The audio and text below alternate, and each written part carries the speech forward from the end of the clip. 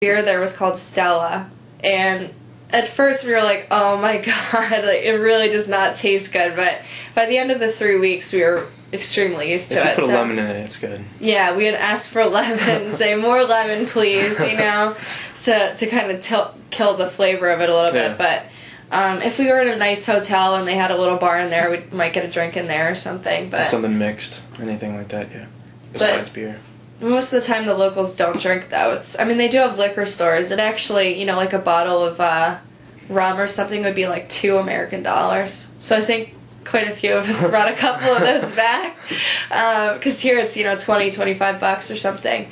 But, yeah, it was interesting that you would think that with the culture and the way everyone seems kind of laid back that they would drink more. You know, not that we were like, oh, you know, that's not why I went there, but it was just kind of surprising. Again, another cultural experience there.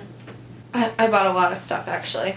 I got some things for my family. I got my brother a chessboard. I got my parents a couple mugs, you know, matching mugs. Got them, they have papyrus there. We went to a papyrus factory, and it was, sometimes you might get fooled into buying what's banana leaf, which isn't real papyrus, but we went into an authentic place, and so I got them a couple pictures of those. I went into this antique store at the market in Cairo, and they had, you know, just like old cameras and things like that in there, which I really liked. I'm really big into photography, but they had this stone there that was 250 pounds, and that's a lot of money there.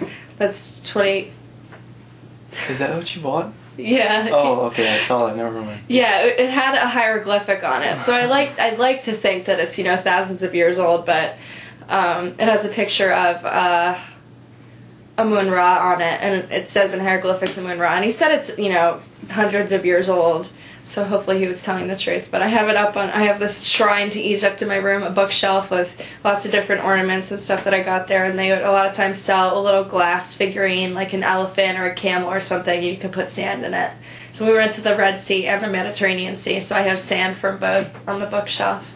But just lots of different, you know, little mementos to remind me of the trip. Yeah, I also got papyrus too for my family, and then I got one for me they gave me for free because I bought such an expensive one for my family. They gave me one. It had King Tut's face on it, and then on the side they put my name in hieroglyphics on the papyrus, which is really cool.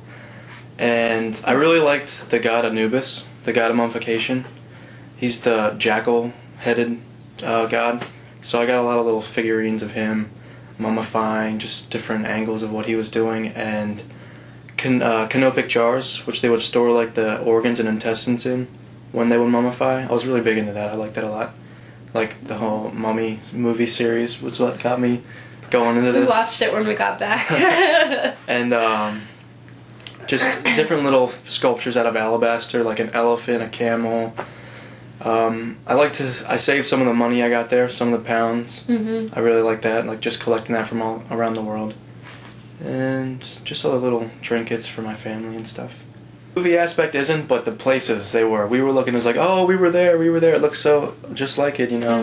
And that's the Mummy movies take place 100 years ago, so it's kind of hard to tell. I mean, we went to what is the name of the place we went to? Abu Simbel. Yeah.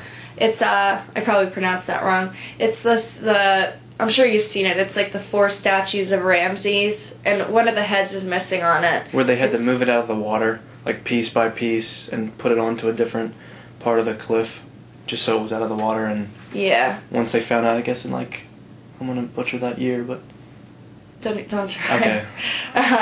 And it's next to the man-made Lake Nasser. It's right next to it. But anyway, so that was in the Mummy movie, and it looked really realistic, but it was kind of like covered with sand. So I mean, I don't know how it looked 100 years ago, but I mean, the Mummy movies make it seem like, oh, you could just go into a temple and discover all of these ancient artifacts. I mean, it's everything's not everything. They're still discovering things, but you can't just walk into, you know, Abu Simbel and just discover some gold trinket and go and sell it or something. Well, when they did like flashbacks in the movie to flashback to ancient Egypt, some of that was pretty realistic too. Yeah. With the way that what we saw and what they were showing us on the tour. Masalama. Just goodbye.